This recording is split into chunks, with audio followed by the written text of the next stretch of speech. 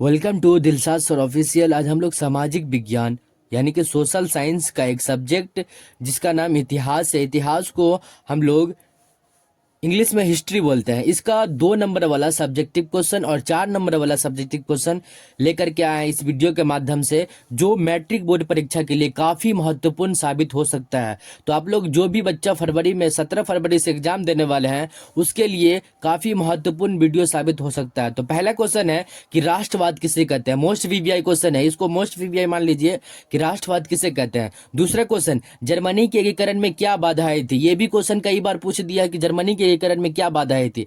तीसरा question, Mazzini कौन था। मेजनी कौन था। चौथा क्वेश्चन, मेटरनिक युग क्या है। मेटरनिक युग क्या है, ठीक है। ये ऑस्ट्रेलिया का चांसलर था, याद है कि नहीं, मेटरनिक युग क्या है, और ये ऑस्ट्रेलिया का चांसलर था। पांचवा क्वेश्चन है कि गैरीबाल्डी के कार्यों को चर्चा करे। गैरीबाल्डी के कार्यों को चर्चा करे। छठा क्वेश्चन है कि खूनी रविवार से आप क्या समझते हैं। इसको 3 स्टार दे दीजिए, ये काफी महत्वपूर्ण साबित हो सकता है आपके लिए।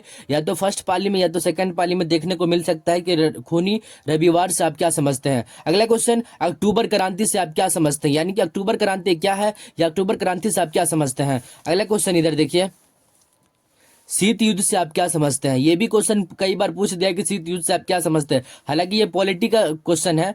उसके बाद अगला क्वेश्चन है कि होची मिन मार्ग क्या है। होची मिन मार्ग हिंद चीन में राष्ट्रीय आंदोलन में जो चैप्टर है होची मिन मार्ग क्या है, ये भी क्वेश्चन पूछ देता है कई बार, हालांकि ज्यादा नहीं पूछता है। उसके बाद most VVI question, Rowlatt act से आप क्या समझते हैं।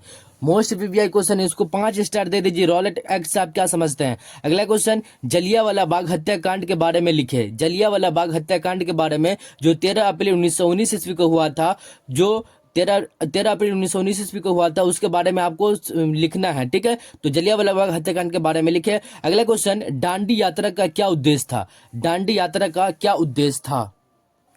दांडी यात्रा का क्या उद्देश्य था। चंपारण सत्याग्रह से आप क्या समझते हैं। 13 नंबर क्वेश्चन में है कि चंपारण सत्याग्रह से आप क्या समझते हैं। ये भी क्वेश्चन मोस्ट वीवीआई क्वेश्चन है। ये महात्मा गांधी जो द्वारा चलाया गया था चंपारण सत्याग्रह, याद रखिएगा। उसके बाद 14 नंबर क्वेश्चन में असहयोग आंदोलन प्रथम जन आंदोलन है, आंदोलन था कैसे। ये भी मोस्ट वीवीआई क्वेश्चन, ये भी आने की पूरी पूरी संभावना है। अगला क्वेश्चन, असहयोग आंदोलन को गांधी जी क्यों स्थगित कर दिया था, यानी कि क्यों बंद कर दिया था, इसके बारे में भी लिखना। ये भी कई बार पूछ दिया है। अगला क्वेश्चन कि सलम पद्धति की शुरुआत कैसे हुई थी। सलम पद्धति की शुरुआत कैसे हुई थी। अगला क्वेश्चन, न्यूनतम मजदूरी कानून कब पारित हुआ था। न्यूनतम मजदूरी कानून कब पारित हुआ था। अगला क्वेश्चन, औद्योगिक क्रांति से आप क्या समझते हैं। इसको 5 स्टार दे दीजिए। कई बार सब्जेक्टिव क्वेश्चन में पूछ दिया कि औद्योगिक क्रांति से आप क्या समझते हैं। अगला क्वेश्चन, ग्रामीण तथा नगरीय जीवन के बीच किन्हीं दो भिन्नताओं, ग्रामीण तथा नगरीय जीवन के बीच किन्हीं दो भिन्नताओं का उल्लेख करें। यह भी क्वेश्चन कई बार पूछ दिया कि ग्रामीण तथा नगरीय जीवन के बीच किन्हीं दो भिन्नताओं का उल्लेख करें। अगला क्वेश्चन, शहरों ने किन नई समस्या को जन्म दिया था, यानी कि शहर जो है कौन सा नई समस्या को जन्म दिया था, इसके बारे में लिखना है, ठीक है। अगला क्वेश्चन, विश्व बाजार किसे कहते हैं। विश्व बाजार, ये भी क्वेश्चन कई बार पूछ दिया है। अगला क्वेश्चन, भूमंडलीकरण से आप क्या समझते हैं। भूमंडलीकरण से आप क्या समझते हैं या भूमंडलीकरण होता क्या है, ठीक है। अगला क्वेश्चन, लास्ट क्वेश्चन 2 नंबर का, आर्थिक मंदी से आप क्या समझते हैं। इसको 5 स्टार दे दीजिए। ये भी क्वेश्चन कई बार पूछ दिया है कि आर्थिक मंदी से आप क्या समझते हैं। अब हम लोग दीर्घ उत्तरीय प्रश्न देखेंगे। दीर्घ उत्तरीय प्रश्न में पहला नंबर क्वेश्चन है कि जुलाई 1830 की क्रांति, जुलाई 1830 की क्रांति का वर्णन दे। ये भी क्वेश्चन कई बार पूछ दिया कि जुलाई 1830 की क्रांति का वर्णन दे या विवेचना करे। अगला क्वेश्चन कि जर्मनी के एकीकरण में बिस्मार्क की क्या भूमिका थी। ये क्वेश्चन को मोस्ट वीवीआई 5 स्टार दे दीजिए, क्योंकि ये क्वेश्चन कई बार पूछ दिया कि जर्मनी के एकीकरण में बिस्मार्क की क्या भूमिका थी। यूरोप में राष्ट्रवाद चैप्टर से लिया गया क्वेश्चन है कि जर्मनी के एकीकरण में बिस्मार्क की क्या भूमिका थी। अगला क्वेश्चन, राष्ट्रवाद के उदय के कारण एवं प्रभाव की चर्चा करे।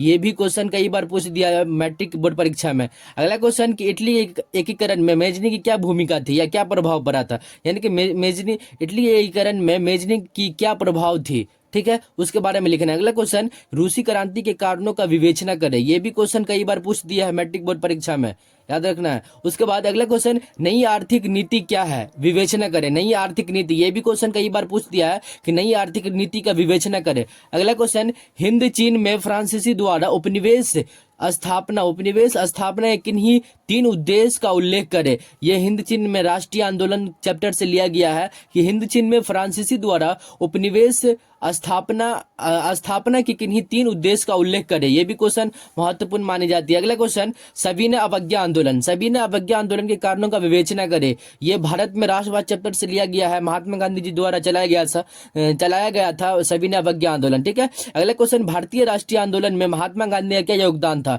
ये क्वेश्चन 3 स्टार दे दीजिए। आने की पूरी संभावना है कि भारतीय राष्ट्रीय आंदोलन में गांधी जी की क्या योगदान थी या क्या भूमिका थी। अगला क्वेश्चन, भारत में मजदूर आंदोलन के विकास का वर्णन करें। भारत में जो है मजदूर आंदोलन का विकास का वर्णन करें। अगला क्वेश्चन, कार्ल मार्क्स की जीवनी एवं सिद्धांत का विवेचना करें। ये क्वेश्चन भी आने की पूरी संभावना है कि कार्ल मार्क्स की जीवनी एवं सिद्धांत का विवेचना करें। अगला क्वेश्चन, उपनिवेशवाद से आप क्या समझते हैं। औद्योगिक क्रांति ने उपनिवेशवाद को जन्म दिया, कैसे। ये क्वेश्चन मोस्ट वीवीआई क्वेश्चन है, इसको 10 को स्टार दीजिएगा, तब पर भी कम है, क्योंकि कई बार हमको लग रहा है 10 से 15 मरतबा ये क्वेश्चन रिपीट किया है मैट्रिक बोर्ड परीक्षा में।